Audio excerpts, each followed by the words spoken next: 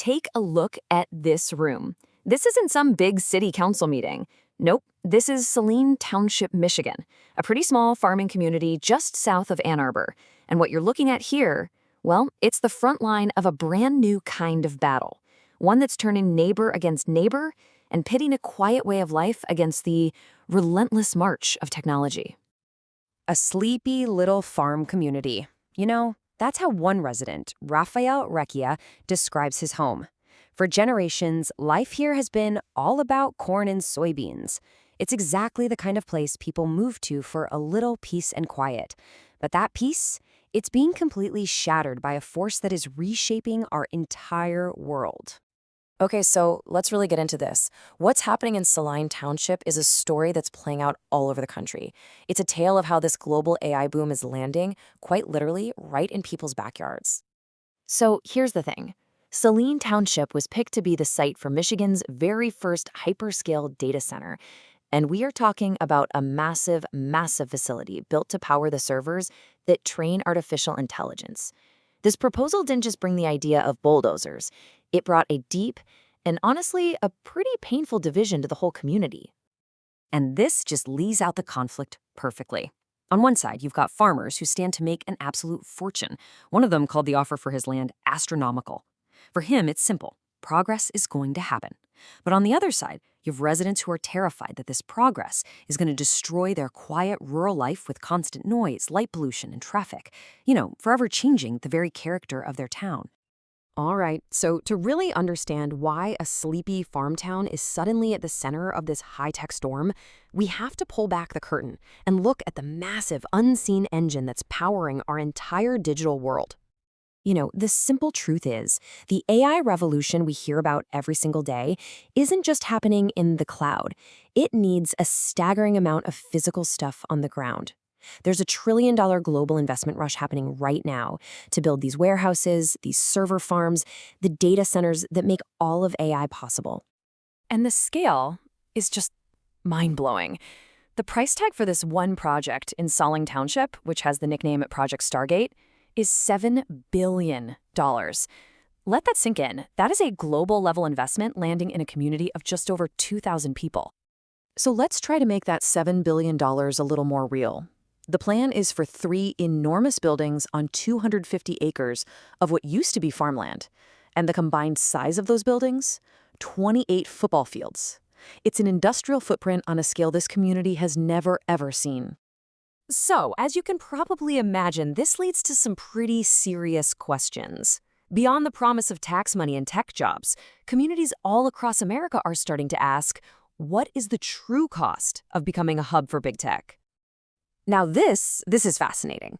Check out what this national poll found. Only 44% of Americans would actually welcome a data center near where they live. I mean, think about that for a second. They are less popular than wind farms and even nuclear power plants. Wow. And that polling data, it really reflects some real-world fears. Down in Memphis, Tennessee, residents are fighting an XAI data center that's going to be powered by natural gas turbines. Keyshawn Pearson from a local group put it so bluntly, saying they feel like the developers just don't see the human cost. And look, this isn't just happening in 1 or 2 places. We're seeing a full-blown nationwide trend. As communities on the East Coast, in places like Virginia and Maryland, started pushing back, the developers just shifted their focus. So now they're courting more rural communities out in the West and the South, and they're bringing all the same debates about resources and quality of life right along with them. Of course, the economic argument is always front and center. On one hand, Saline Township was promised its tax revenue would quadruple. But on the other hand, these projects often get huge tax breaks. Sure, they create a temporary construction boom, but they offer very few permanent jobs. And they can put such a massive strain on the local power grid that it could lead to higher bills for everybody else. So what happens when a town board actually listens to its residents and votes no? Well, that's what happened in Saline Township at first. The board rejected it. But the developers and the landowners, they immediately sued. They used this legal strategy called exclusionary zoning, basically arguing the town's laws were unfairly keeping their business out. And fearing a long, expensive, and probably unwinnable court battle, the township gave in, and the project moved forward. This all brings us to a much deeper set of questions that critics are raising. They're asking, is this relentless expansion really just about profit? Or does it maybe reflect a more profound and, some would say, more troubling worldview? I mean, just listen to this direct quote from Sam Altman, the CEO of OpenAI, one of the companies behind this project. AI will probably most likely lead to the end of the world, but in the meantime, there'll be great companies. Critics point to statements just like that as proof of a really disturbing indifference to the actual real-world consequences of the tech they're building. And that indifference, critics argue, is backed by an immense amount of political power. According to one report, the tech industry spent over $1 billion on political influence.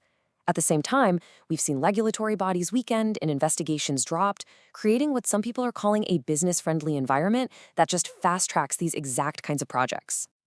And there's another layer here. Groups like Media Justice argue that the very same infrastructure being built in these small towns also supercharges state surveillance. This massive data processing power is what makes things like facial recognition and predictive policing possible, which directly ties a local fight over land use to these huge national debates about privacy and our civil liberties. All right, so let's try to bring all of this together. As we're racing toward this AI-powered future, it's becoming really clear that there are hidden costs, physical, environmental, and social costs, that are only now really starting to come into focus. And you know what? The United States is the absolute epicenter of this whole build-out. This map shows that the U.S. has more data centers than pretty much the rest of the world combined, over 5,000 facilities holding nearly 60% of all global capacity. So this is not a niche issue. It is a massive national undertaking. And all of this infrastructure is incredibly thirsty. You've got the direct water use for cooling all of the servers. We're talking billions of gallons. But what we often forget is the indirect water use, the even larger amount of water that's consumed by the power plants, many of them fossil fuel-based, that are needed to generate the insane amounts of electricity these centers demand. So, here's the bottom line. Our digital lives, they feel clean, they feel wireless, intangible, but they are powered by a very physical reality that is loud, power-hungry, and land-intensive. A reality that is literally transforming landscapes from Virginia to Michigan to Arizona. And that brings us right back to rooms like the one in Saline Township. Right now, in town halls and county meetings all across the country, everyday people are being forced to decide if the promised benefits of this AI revolution are worth the very real price they're being asked to pay. Which leaves us with one final, and I think, vital question. As this trillion-dollar race to build the future of AI just keeps accelerating, who really gets to decide what our communities look like? Who benefits? Who pays the price? And whose voice is being left behind in the rush?